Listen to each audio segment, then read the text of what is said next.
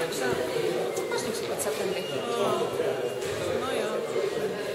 Tur jau... No septembris tas vēl. Kunta, kā jūties? Oi, šausmīgi. Saki kaut ko, kā jūties? Labi jūtos, paldies. Paldies. Lūdzu, Kāpēc tu tik formāla? Pat iebrauc kameru degunā un prasa, kāpēc... Un nobiedē. Vai ne? Dabāk paģirājumi cilvēku, fuj. Nepas desmējies, desmit sals un vispār.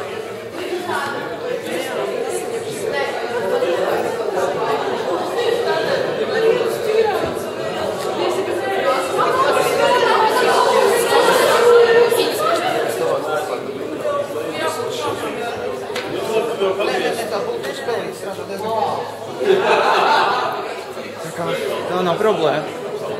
Vislabāk ar cilvēkiem ir nerunāt kaut kā par sevi.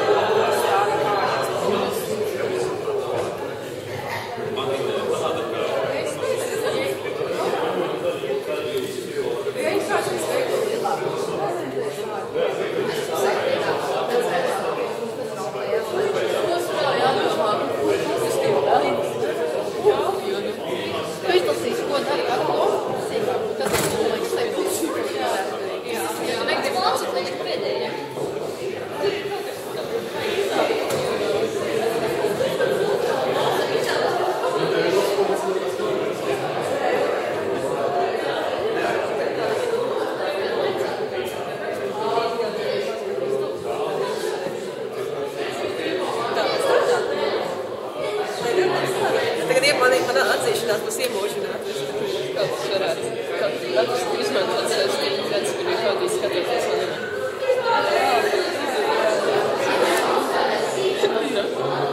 Bet mums ir izteikt beidz.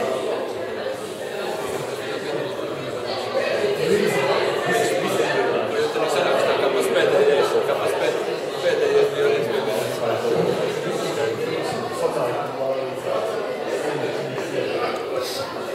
Varētu būt labāk. Es līdz galu īsti neizpratu, ko tu esi.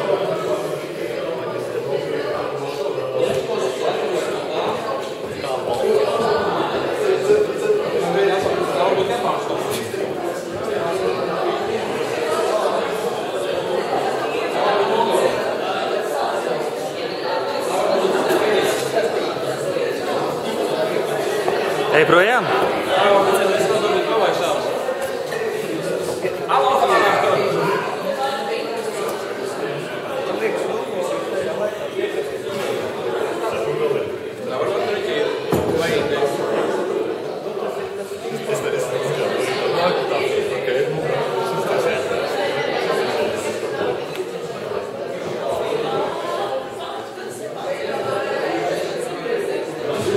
Bet cilvēki strādā. Ne tikai izklaidējās.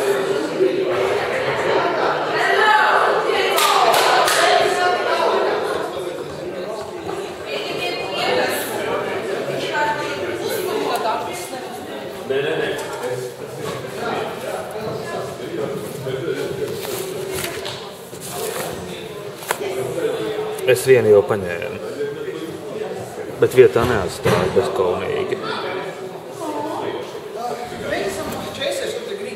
Mēs esam jaunizveidota LARPA veidotāju grupa Latvijā. Mēs jums piedāvājam šogad ideālu iespēju piedalīties pēcpolitiskā LARPā ņovēšanā. Tātad par spēli. Kas tas ir? Tā ir mūsdienu pasaule, tieši šajā momentā pasaule, kas ir bijusi pēc atomu kara. Kā tas būs? Tas būs 12. līdz 14. septembris šī gada. Un kur tas mums? Tā kā mums ir liels problēmas ar valsts iestādēm, mēs meklējam vēl piemērotu poligonu, mēs gaidām, lai būtu tiešām industriāls izskats visu. Problēmas ar likumu? Problēmas ar birokrātiju. Viss sacīkos. Nē, ir vēl tas varbūt pilsētī tieši. Jā, Un pēc iespējas nesabrukšā. Nu, cerams. Ierēk. Nu, tu vari savu stāstu, tāpēc, ka... Jā, tādēļ liriskai apkāpei, lai vieglāk būtu laimi, ko mēs iedomājušies, kā tas viss sākās, tas ir būt pastāstīšu no pirmās personas viedokļa. Kādas veidojās sajūtas tajā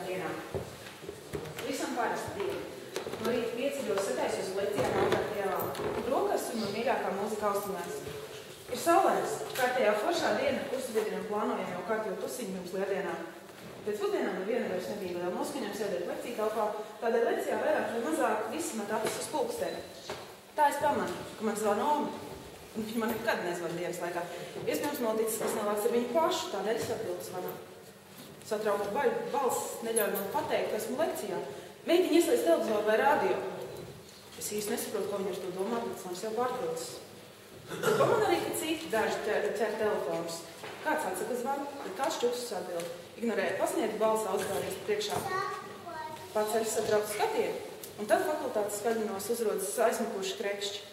Skaļi un nervozi atskan oficiāls paziņojums, ka pastāv draugi Latvijas drošībai un jāgaida turpmāk norādījumi. Es mirkli visējai nesapratu. Tas ir joks, mācību trauksme. Kāds sāk smieties, ka beidzot sāksies zombiju apokalipse. Taču lielākajam vairumam smiekla nenāk.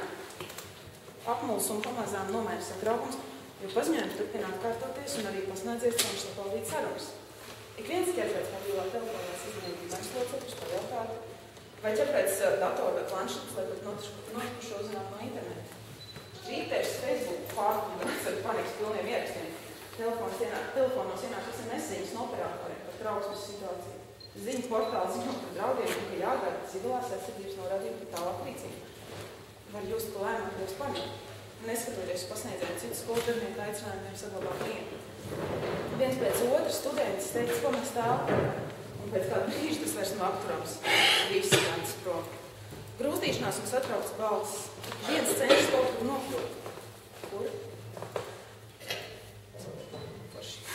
Ārā uz ielas nav labāk. Esam pilsētas centrā un šķiet, ka visi ir pametuši telpas, sastrēgumi, autoavārijas un cilvēku kūri, satraukums, hauss. Cilvēki ieslēguši radio un TV nepārtraukt pārlādē ziņu portālus internetā.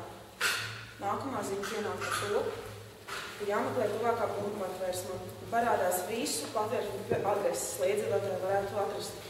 Rīgā to ir aptuveni 50. Un tiks ieteikts sasniegt šo drošo profilu tuvāko 45 minūšu laikā. Ja nevar sasniegt vienu patvērsmi, jādodas uz kādu pagrabu, lai snērtu punktu zem zemes. Ja un sākas vēl ir trakāka panika. It kā kāds būtu izšāks Rīgas maratonu starta, skriešana, kliedziena, grūstīšanās. Šķiet iestājas princips katrs pats par sevi tik nesautīgi grūstīt.